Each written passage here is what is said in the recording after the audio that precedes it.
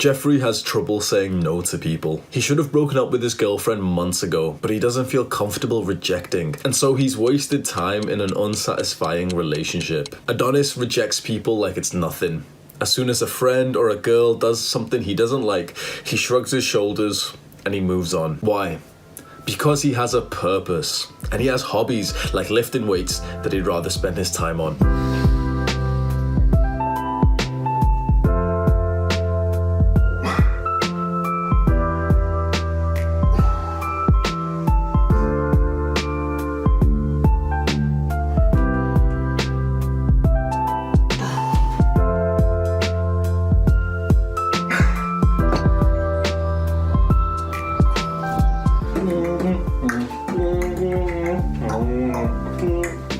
That's my sexy pose.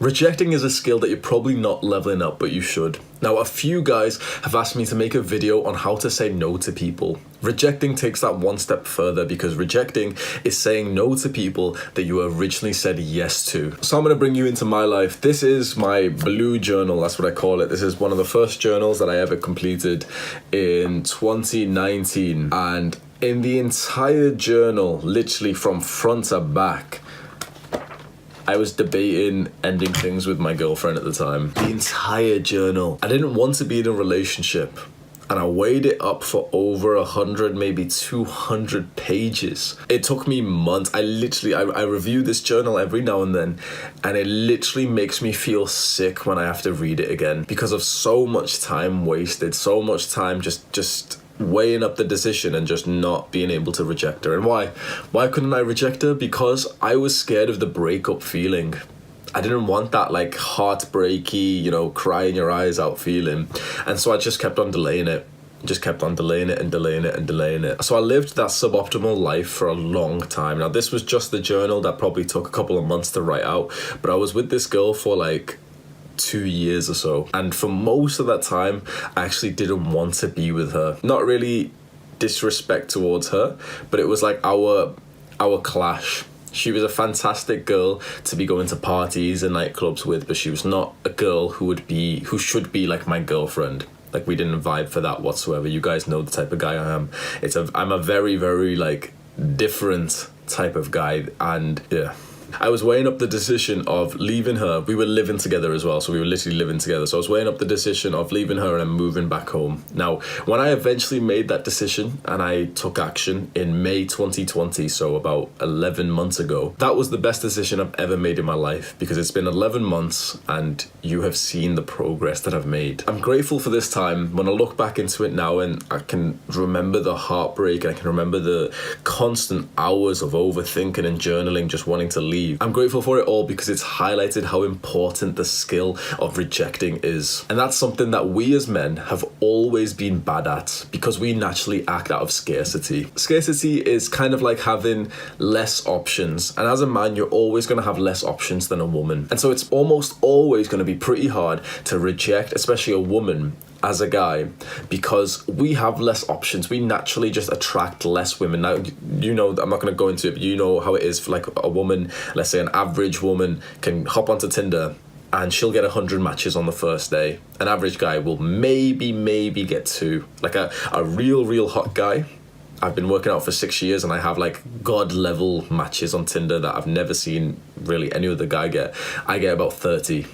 And an average girl who hasn't put in any work into herself will get over 100. Like, she'll get essentially like an unlimited level where she won't even be able to, speak to that many guys. They naturally have a lot more options than us, and that means that women naturally act out of abundance and we naturally act out of scarcity. And that's why rejecting as a man is very, very difficult. And that is also the same thing when we're rejecting friends who aren't really good quality friends. It's time to cut them off. Well, if you haven't had many friends in your life and you've been somewhat lonely before, you're also going to find it harder to cut friends off, because you've experienced that level of scarcity. And some people will only respect you after they lose you. When they have you, they take it for granted. And this is a very, very horrible way to live. Like, I'm talking about the other people here. By watching this video, you're already thinking about the people you rejected, but you might actually be thinking about the person you should reject. And the reason why I've now got into this habit of easily dropping people from my life, because the moment you start weighing it up, that person has already shown that they don't value you. And so we're not doing this for any kind of punishment. We're doing this because of the fact that we don't spend our time with people who don't value us. If you have this thought that potentially you should be rejecting someone, you should be taking them out of your life, they've already acted in a way that shows that you aren't much to them anyway, and so you are being the little bitch when you keep them inside of your life. You're acting out of scarcity just because I might not get another girlfriend in for a couple of months, or he's an okay friend. Sometimes we drink and we laugh together. And so the mindset to success with this is that you have to be stricter than you are lenient. Because if you're lenient with this, if you give people too many chances, think about what that says about you, and think about how you're going to start portraying and believing and seeing your own self. You're going to start believing that you are like a little bitch or a pushover. When people aren't treating you well, when people aren't respecting you or valuing you, you keep them in your life for, just in cases. Just because you don't want to go through the awkwardness of cutting someone out and having that last and final conversation, which is a little bit like hard and uncomfortable to do. And so you'll waste months, years maybe, of your life. This is a very important skill. You can see now that thinking about this skill and leveling it up could literally save you months or years of your life when you need it most. And so when you reject, there's 3 different responses that you can get. One is when the other person truly didn't even like you, and so essentially they'll shrug their shoulders, you'll never hear of them again. And at that point, okay, I should have done it earlier. They truly didn't even care about me. They didn't even see it as like a real rejection because they just didn't value me. So fair enough. Number 1, they don't even mind. They're nonchalant about it. Fair enough. The second one is what I call the bitch response. Now, this isn't just left for women, because a lot of guys these days are bitches. In fact, every single person I've ever rejected, apart from one person, has gave me the bitch response, which is where they'll blast your phone, they'll cry loads, and they'll apologize, and they'll be really, really manipulative. And it's this vibe of, okay, I wasn't treating you well enough, I wasn't valuing you, but now that you said you're gonna go, please come back. That's how it is. So if you're watching this video, which I know there's a couple of guys watching this video, you know exactly who you are, and I've rejected you.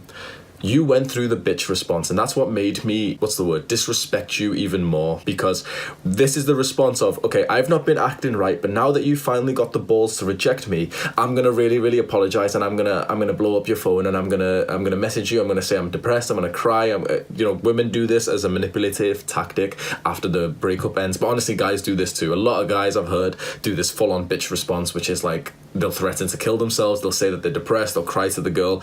This is very, very manipulative.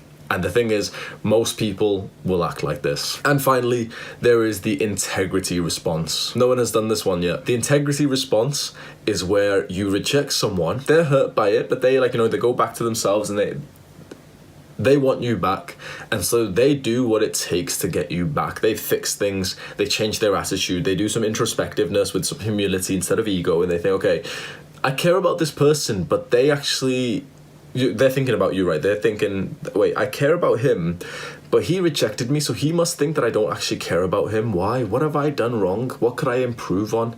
The integrity response, it takes a very special person to do this. There's almost no one that would actually do it. But if you do find someone who ever does this, they're the ones you welcome back into your life. Now, in the integrity response, they will go away for some time. They'll work on themselves, and they'll come back after weeks, months, or years as almost like a new person, and you'll reconnect just how you originally did. I'm hoping that the dumbasses watching this who I've rejected follow the integrity response, because so far every single person has done the bitch response of the manipulative, I wasn't valuing you, Hamza, but now that you've broken up with me, I'm crying, I'm so upset with my life, I need you. Well, you didn't need me a week ago, motherfucker, so good luck by yourself. Now give me the integrity response. If you value me as much as you fucking say, if the bitch response wasn't manipulative, if you truly are so upset without your coach and your mentor and your boyfriend, then give me the integrity response. But the thing is, almost no one will go through this process of the integrity response because they didn't value you enough anyway. It's very, very easy after they've been rejected to send a few messages, to cry like a little bitch, and hopefully they'll come back. It's very difficult for them to actually go and improve themselves for a couple of months and then come back to you as a new person. Because if you rejected them, they didn't value you enough to do that anyway. They just tried to quickly manipulate you with all this sad shit. And this is why you can now see you've got to get good at rejecting. Because a lot of people, without even realizing, a lot of people are very manipulative. Now, I've made the video on how to manipulate people, but that's, honestly, it's clickbait. You can literally watch the video. It's literally just me saying, like, okay, here's positive reinforcement from, it's like psychology 101. It's like, this is how you can raise a child properly. It's not really manipulation. Now, real manipulation is acting out of like ego and scarcity, where, so when they've lost something, they've lost you, they'll try cheap tactics to get you back. And this is why you must get good at rejecting, because a lot of people aren't going to value you, but you'll keep them in your life if you're acting out of scarcity. And when you do start to reject these people, they will then start hyping up and being like, oh, but I really like you. And this can be said so much for business, especially. Now, if you're a freelancer, if you're doing something like I'm doing, which is, like, you know, coaching, the video editor who's editing this video right now, Sam, he told me a friend of his would heavily benefit from rejecting. A friend of his is also like a video editor, but Sam's friend keeps working with them because of his inability to reject, because he's got this mindset of his clients, you know, oh, they don't have so much money, they can't pay me what I'm worth. That's because they don't value you that much. And if you brought it up to them, they'd say, oh no, can't afford it.